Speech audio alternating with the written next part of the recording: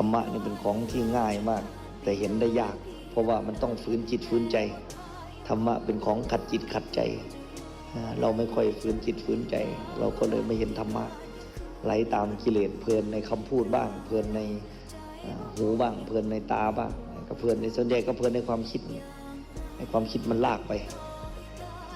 ในสิ่งที่ชอบเวลาคนมาด่ามันก็ไม่ชอบมันก็น้อยใจ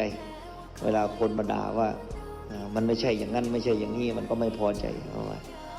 กิเลสมันชอบของที่พอใจจำไว้ดังนั้นธรรมะเป็นของขัดจิตฟื้นใจ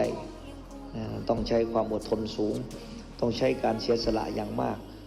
ทางเส้นนี้จึงเป็นทางที่โดดเดี่ยวต้องเดินคนเดียวไม่เอาเพื่อนไปไม่ได้นะ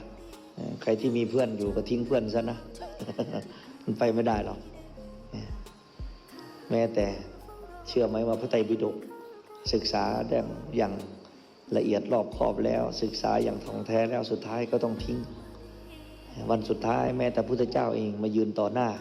เราก็ต้องทิ้งพระองค์สัพเพธัมมาอนัตตา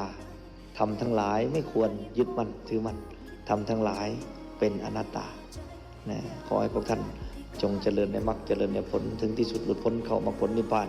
ในชาติปัจจุบันทุกท่านทุกคนเทอญ